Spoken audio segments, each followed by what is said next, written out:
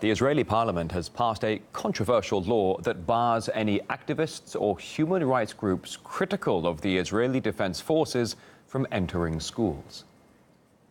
Bans activists who actively promote legal or international political actions to be taken outside Israel against soldiers of the Israel Defense Forces or against the State of Israel.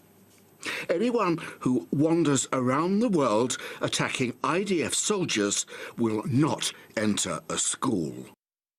Opponents of the new law fear that its vague language could stifle any criticism of the Israeli state altogether. And there are several organizations in particular that the law targets, as Paula Slier explains. The buck stops with the education minister himself. It's up to him to say which organizations and which individuals can address students in a school or in a university. And he's already picked his targets.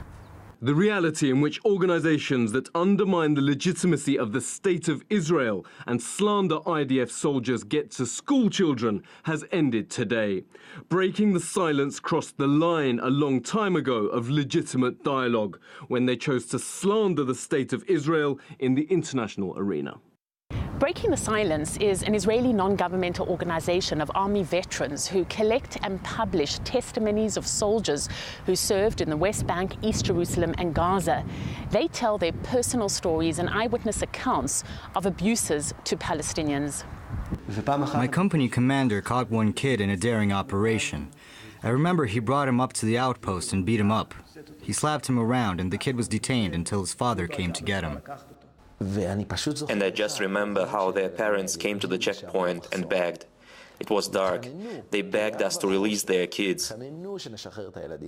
Another target of the new law is the B'Tselem human rights group.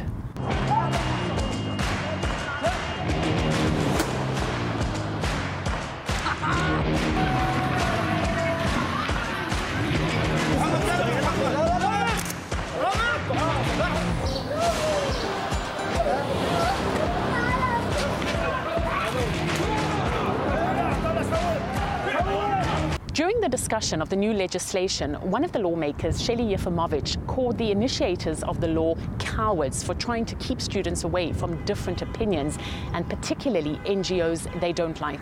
Breaking the silence is not against IDF soldiers. Breaking the silence are IDF soldiers. IDF soldiers who return from the territories and tell us the reality of military rule. But proponents of the law say they're doing it for a good cause, and their only intention is to cherish Israeli values. Israel's education system does not only aspire towards its students' scholastic achievements and grades, but rather is also responsible by virtue of the law for the values it instills. But breaking the silence drew a more alarming picture. It's the greatest restriction on freedom of expression for political grounds or unpolitical grounds for political reasons that exists in Israeli law.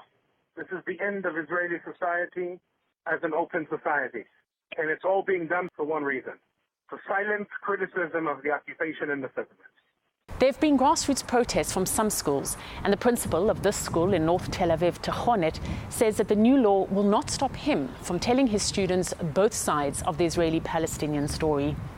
As a principal, as an educator, it is my duty to stand up and say no more. These laws are meant to harm democracy. I shall not be part of it. I do not agree with it, and I shall object to it. It runs against academic freedom.